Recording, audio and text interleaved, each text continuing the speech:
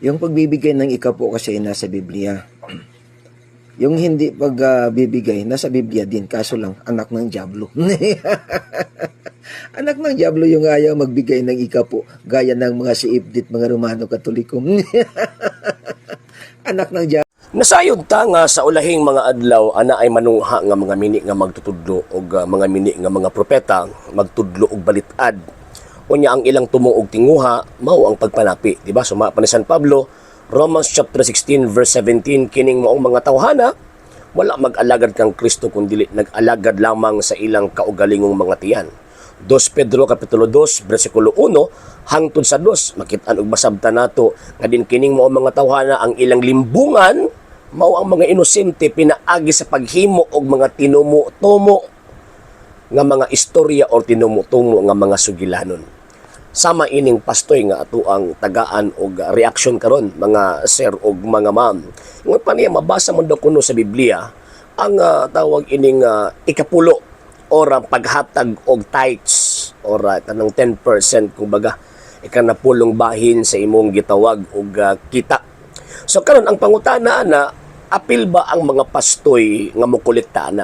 Ang pangutana una, asa man gihatag ang balaod? Kasi siyempre, kung asa gihatag ang balaod, kadtong gitagaan, mautoy ana ay dakong responsibilidad or otoridad sa pagpatuman sa maong balaod. Niya, basahon nato ang balaang kasulatan.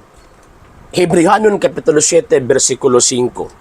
Og ang mga kagikanan ni Levi nga mga pari gisugo sa balaod sa pagkubra og ikapulo gikan sa katawhan sa Israel.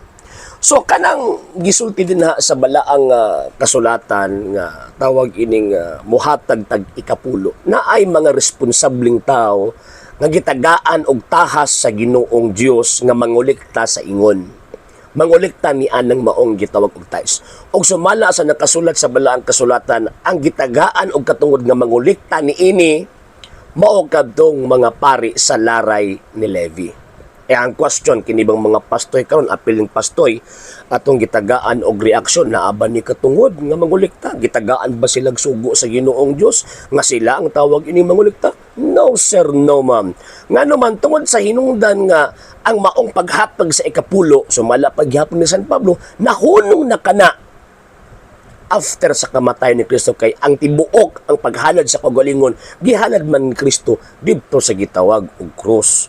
So kining ikapulo nga ilahang sige gitawag kining reklamo ang mangulikta ni ana pari dili gitawag og mga pastoy. Wala sa balaang kasulatan nga pastoy ang mangulikta, ilabi na ning mga pastoy nga ning buto lang mitoy hakaw lang after 16th century. So diha pa lang daan pagpamakak na kana, pagpamakak in the sense nga dili silang gitagag otoridad nga mangulikta.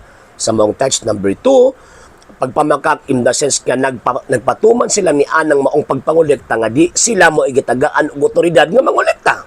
Number 3, pagpangawat ka na atubangan sa Ginoong Dios. Sa hinungdan nga again, usa ka na kapag balahura or pag-insulto sa Ginoong Dios nga nangulikta ka nga wa kay koneksyon sa Ginoong Dios.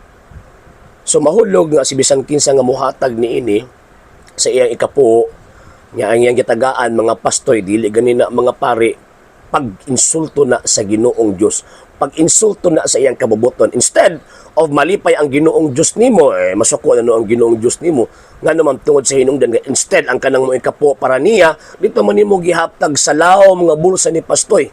Sa hindi pa po nakapag-follow sa mga pages po natin, i-follow nyo po yung mga pages po natin, RJ Horolanciano II.TV, Apolia Punto Argumento page, Kuya Apologies TV page, and RJ's Vlog 2022. And pwede rin po kayo mag-send po dyan ng Facebook stars. And also, sa ating po mga channels, sa hindi po nakapag-subscribe, subscribe po ninyo yung mga channels natin, Dalay Catholic, Apologies International Official, RJ Sano II.TV, Kuya Apologies TV, and Barrio Kawayan Religious Forum.